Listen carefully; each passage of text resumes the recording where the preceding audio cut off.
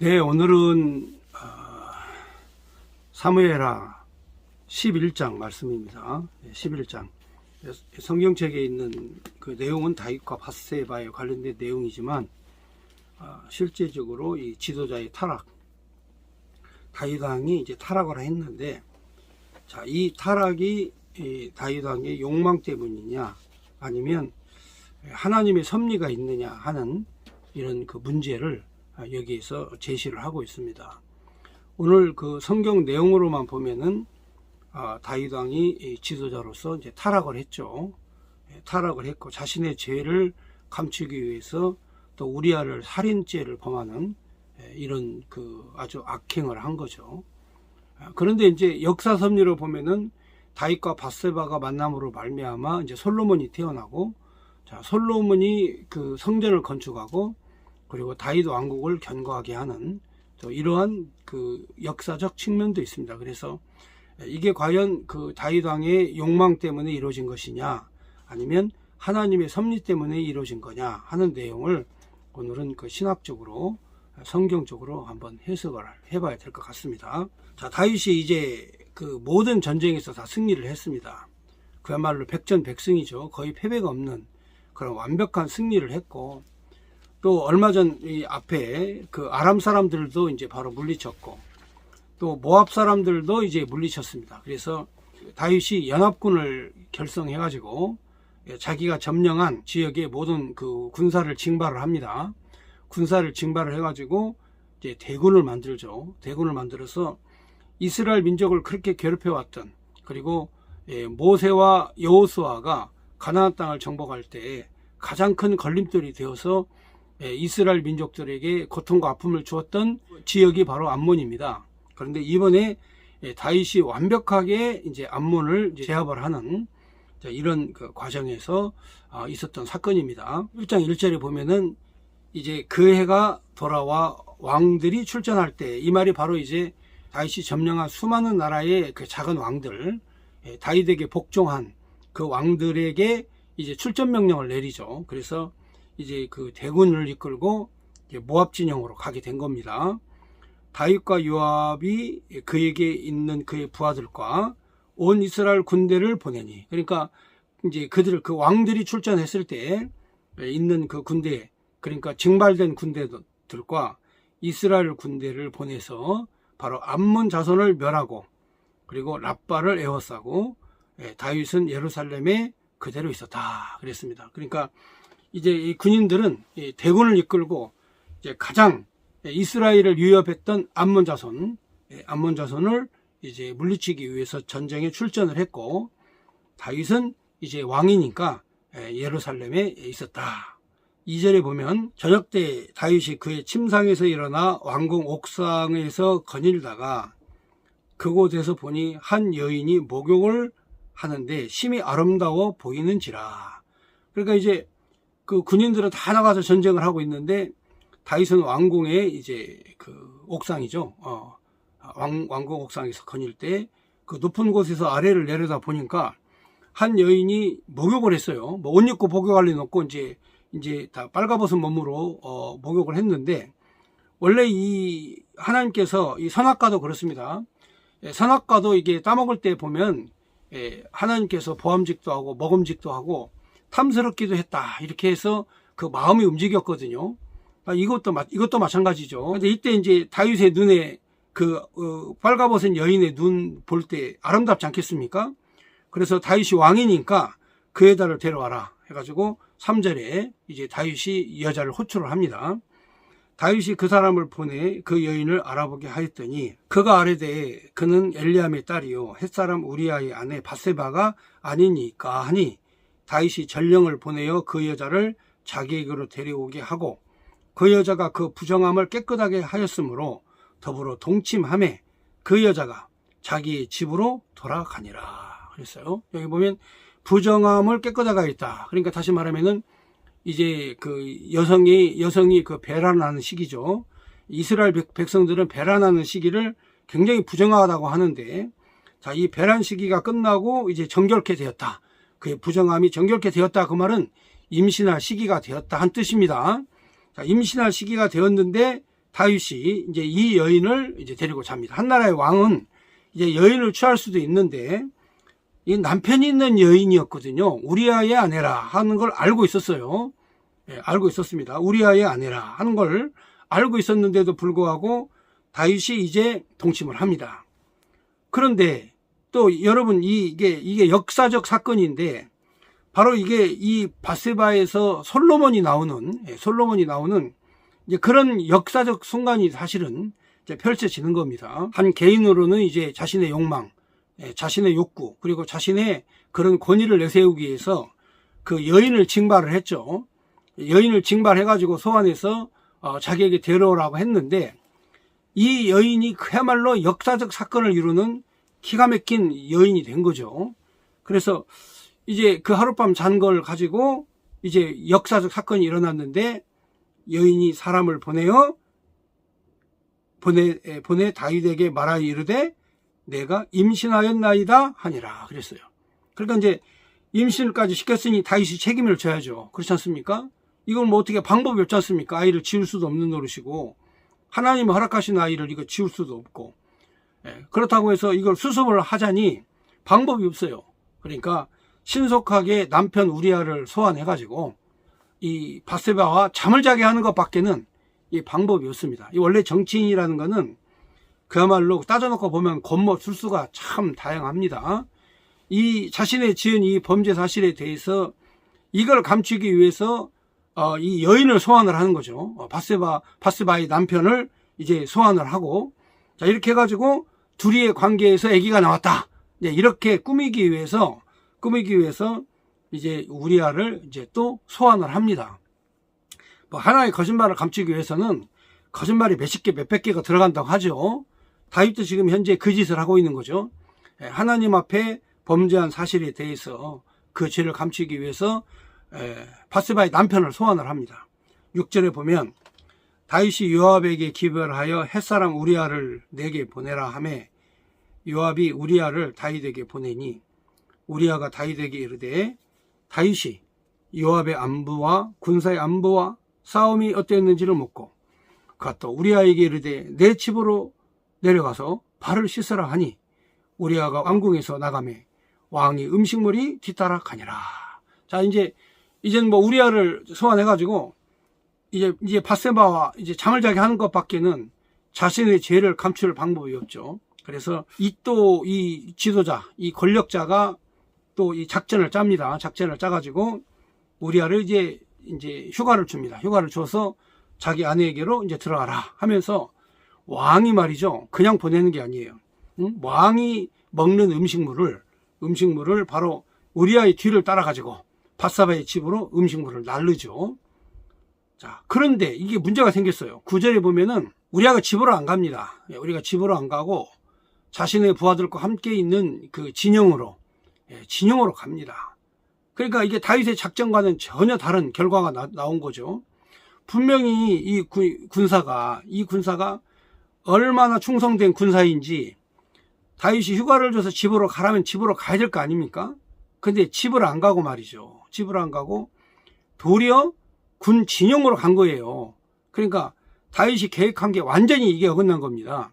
그래서 이 내용을 좀 살펴보면 우리아의 그 정당한 주장에 대해서 그 명백하게 이해를 할 필요가 있습니다. 우리아가 왜 못 갔는가?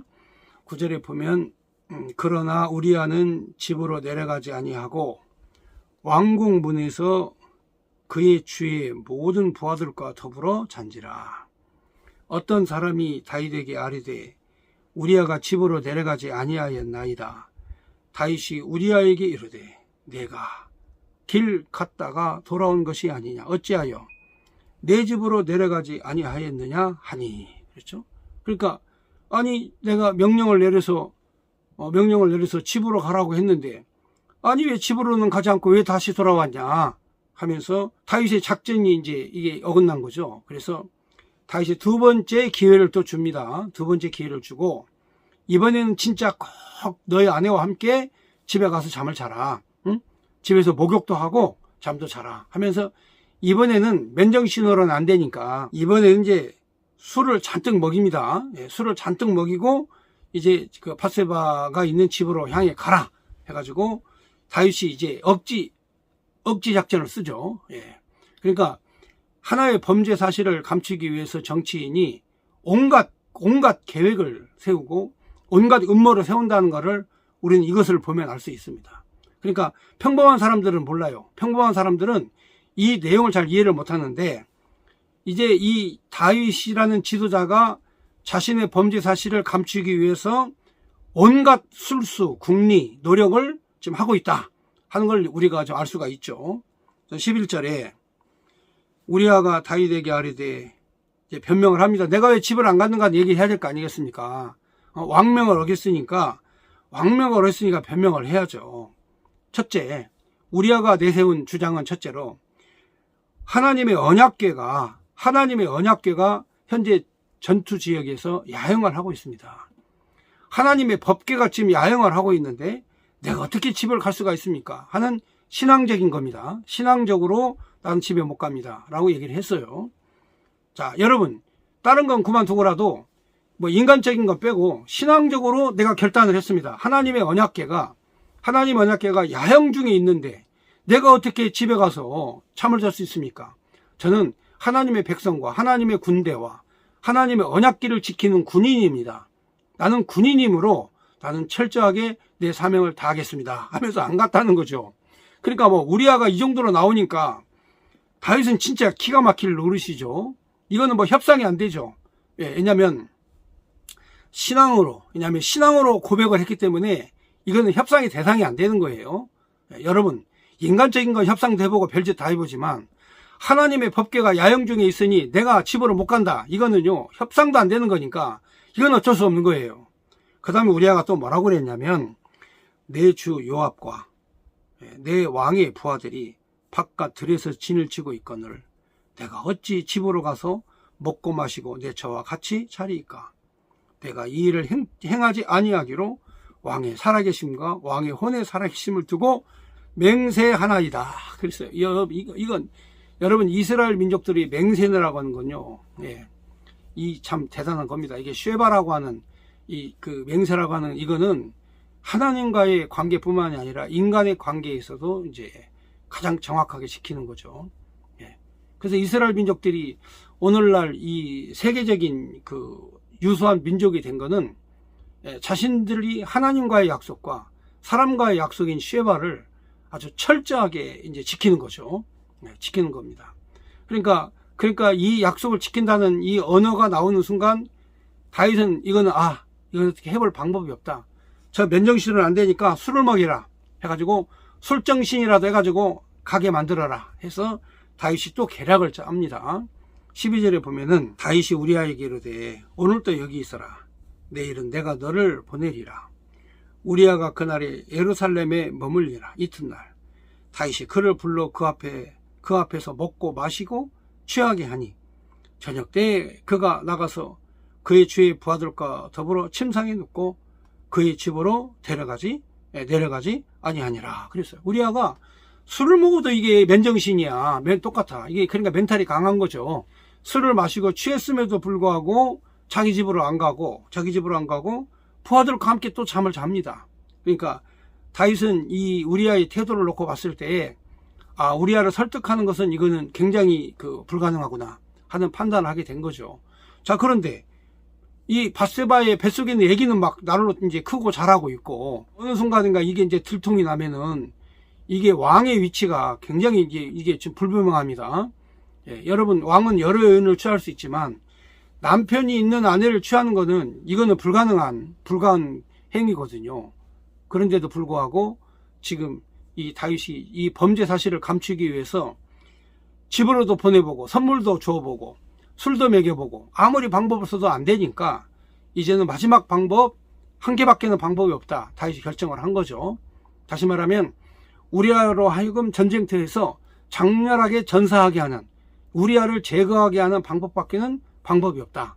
자, 이런 아주 극도로 사악한 인간으로서는 도저히 계획하거나 꿈을 꿔서도 안 되는 이러한 사악한 계획과 음모를 다윗 왕이 세웁니다. 자, 여러분, 이게 역사적 사실로 놓고 봤을 때 다윗은 정말 돌에 맞아 죽어야 되고 그리고 그 목줄에 매어가지고 목매달아 죽여야 될 이런 아주 극악무도한 그 형벌을 받아야 될 사실은 죄를 진 거죠. 여인을 간음한 것도 간음한 거지만 그 죄를 감추기 위해서 그 남편을 전장터에서 암살하는, 죽이는, 자, 이런 계획까지 다윗이 세웠다. 여러분, 지도자라고 하는 게 사실 이런 음모 속에 살아갑니다. 여러분, 다윗도 그렇지만 오늘날 정치 지도자들도 백성들은 몰라요. 그러나 여러 가지 음모 속에서 이렇게 살아가는 게 현실이죠. 자, 그런데 죽이는 방법은 간단합니다. 우리아를 적진 깊숙이 집어넣고 나머지 군사들은 다 철수를 하는 겁니다. 우리아만 장렬하게 싸우다가 죽는 건데 이 방법도 또한 아주 비겁합니다. 이 방법 또한 아주 비겁하죠. 왜냐하면 우리아는 충성스러운 군인이라 하나님의 법궤와 하나님의 백성과 왕을 지키고 왕의 백성을 지키기 위해서 또 장렬하게 나가 싸우다가 또 이 전사를 하게 되죠. 자, 이러한 내용은 바로 이 지도자로서의 흉악무도한 음모와 계획을 너무도 잘 드러내주고 있습니다. 그래서 다윗에게 이런 극악무도한 성품이 있나, 이럴 수가 있는가, 이런 분노를 자아내는 다윗의 행태에 대해서 성경이 하나도 빠짐없이 자세하게 낱낱이 기록을 했습니다. 그럼 왜 그랬을까요? 왜 다윗의 이러한 행위에 대해서 성경이 낱낱이 기록했냐면 다윗이 육체적 욕망에 따라서 범죄를 졌지만 사실은 이 범죄의 사실이 나중에 우리아의 아내 바세바로 하여금 솔로몬을 낳게 하고 솔로몬으로 하여금 성전을 건축하게 하고 다윗의 왕가를 견고하고 튼튼하게 만든 그런 역사적 사건이 바로 뒤에 기록이 나옵니다. 그러니까 총체적인 역사적 사실 안에서 하나님께서 바로 이 다윗도 사용하시지만 바세바도 하나님의 나라를 위해서 크게 쓰임받는 여인으로 하나님이 불러내셨다 이거죠. 여러분 생각해 보세요. 남편이 있는데 왕이 숙청 들라 하니까 가서 숙청을 들고 바세바도 범죄적 사실이고 왕도 문제입니다. 그래서 인간은 이렇게 나약함 속에서 하나님을 찾아가는 겁니다. 자, 그러면 오늘의 이제 핵심적 내용이 바로 여기 있습니다. 다윗이 얼마나 사악하고 다윗이 얼마나 못됐는가를 성경이 자세하게 고발을 합니다. 14절에 아침이 되매 다윗이 편지를 써서 우리아의 손에 들려 요압에게 보내니, 이 편지의 내용이 뭡니까? 자기를 죽이라는 내용 아닙니까? 그러니까 우리아가 이 편지의 내용이 무슨 내용인가 뜯어봤으면 우리아가 반란을 일으켜가지고 다윗을 죽이러 왔을 겁니다. 그런데 우리아는 충성스러운 군인 아닙니까? 명령에 살고 명령에 죽는, 자신을 죽이라는 그 내용이 담겨있는 편지를 다윗이 다른 사람도 아니고 우리아의 손에 들린 거죠. 우리아의 손에. 여러분, 이게 바로 다윗의 사악함이죠. 아니, 다른 사람 시켜가지고 편지를 전달할 수도 있지 않습니까? 그런데 우리아를 죽이라는 그런 내용을 우리아의 손에다 들려가지고 요압에게 보내는 이런 사악한 사람이 어디 있습니까? 그래서 이 우리아의 손에 그 편지를 들려가지고 요압으로 보냈는데 15절에 보면 그 편지에 써서 이르기를 너희가 우리아를 맹렬한 싸움 앞에 두고 너희는 뒤로 물러가서 그로 맞아 죽게 하라 하였더라. 요압이 그 성을 살펴 용사들이 있는 것을 아는 그곳에 우리아를 두니 그 성 사람들이 나와서 요압과 더불어 싸울 때 다윗의 부하 중 몇 사람이 엎드려지고 햇사람 우리아도 죽으니라.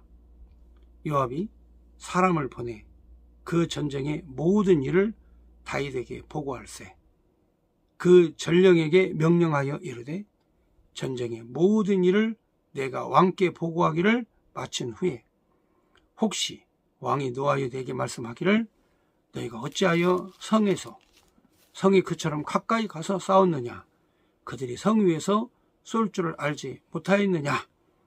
자, 여룻베셋의 아들 아비멜렉을 쳐 죽인 여자가 누구냐? 여인 하나가 성에서 맷돌 윗짝을 그 위에 던지매 그가 데베스에서 죽지 아니하였느냐. 어찌하여 성에 가까이 갔더냐 하시거든 내가 말하기를 왕의 종 햇사람 우리아도 죽었나이다 하라. 이렇게. 그러니까 쉽게 말하면은 그 성에 가까이 근접하고 적신 깊숙이 들어가라는 건 다윗 왕의 명령이었죠. 그리고 우리야만 남겨놓고 나머지는 전부 다 도주해라 하면서 우리야만 이제 참살시키는 그런 그 사형 장면이 그야말로 너무도 비굴하고 너무도 그 안타까운 그런 죽음이 아닐 수가 없습니다. 여러분, 다윗 왕의 그런 그 사람 죽이는 방법이 진짜 여기에서 보면 인간 이하의 그런 방법을 사용을 했는데, 자기를 죽이라는 내용의 편지를 우리아에게 써서 보낼 뿐만이 아니라 바로 죽이는 방법도 적진 깊숙이 들어가서 우리아만 남겨놓고 나머지는 전부 다 도망 나와라. 바로 이게 왕의 명령이었죠. 그러니까 이거는 진짜 그야말로 아무리 역사도 역사고 하나님의 섭리도 중요하지만 인간적으로 보면 다윗은 정말 여기에서 맞아 죽어야 되죠. 이 정도로 그 자기의 그런 왕권을 보호하기 위해서 우리아를 이렇게 죽이는 다윗 왕에 대해서는 이건 용서할 수 없는 죄를 지은 거죠. 22절에 보니까 전령이 가서 다윗에게 이르러 요압이 그를 보낸 모든 일을 다윗에게 아뢰어 이르되 그 사람들이 우리보다 우세하여 우리를 향하여 들러 나오므로 우리가 그들을 쳐서 성문 어기까지 미쳤더니 활 쏘는 자들이 성 위에서 왕의 부하들을 향해 쏘매 왕의 부하 중 몇 사람이 죽고 왕의 종 햇사람 우리아도 죽었나이다 하니 다윗이 전령에게 이르되 너는 요압에게 이같이 말하기를 이 일로 걱정하지 말라. 칼은 이 사람이나 저 사람이나 삼키느니라.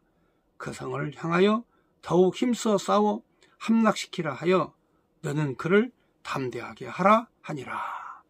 이제 요압이 그 왕이 내린 명령의 사명을 잘 감당했죠. 잘 감당을 했는데, 문제는 요압 장군까지 요압이 이제 우리아를 처형을 하고 난 다음에 다윗이 한 말이 칼날은 이 사람이나 저 사람이나 삼키느니라 그랬죠.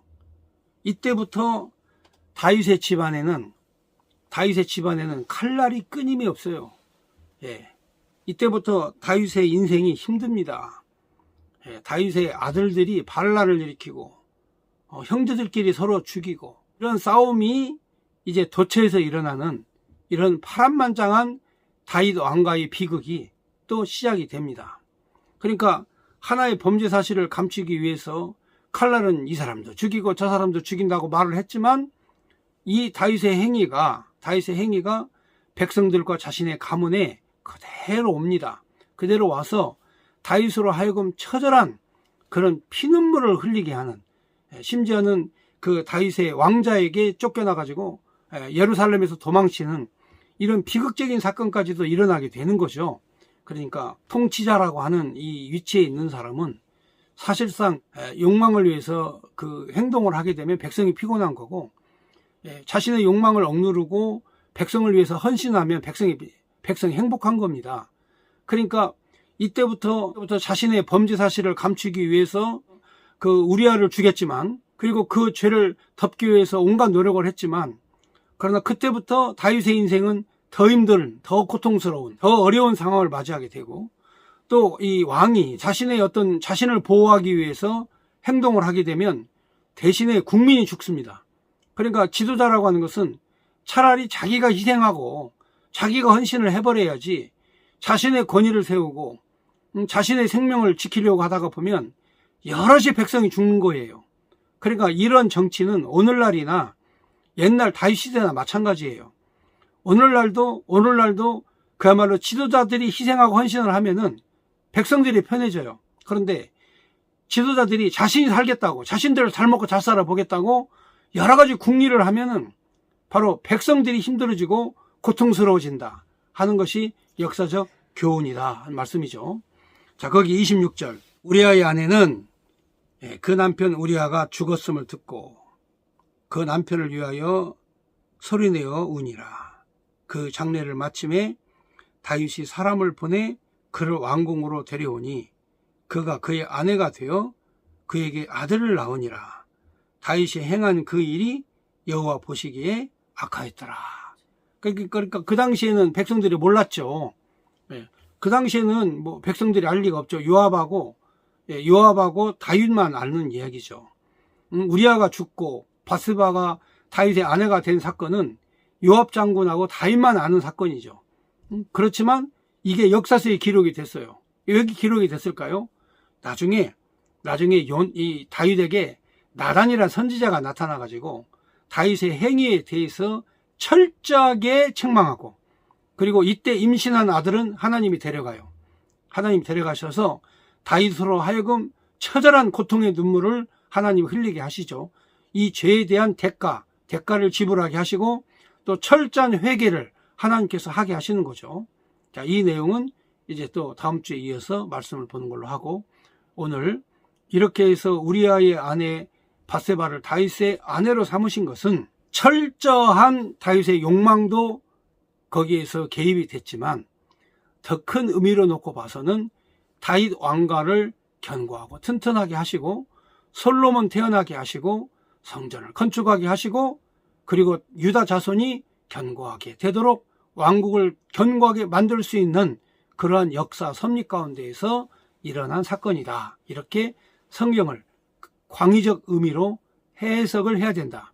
그러니까 인간의 삶이라고 하는 게 순간적으로 해석하면 안 되고, 내 삶의 전체적인 의미를 하나님 앞에 해석을 해야 내 삶이 편해지는 것이지, 순간순간 그 순간 하나하나 가지고 해석을 하면은 정말 고통과 괴로움과 아픔밖에 없어요.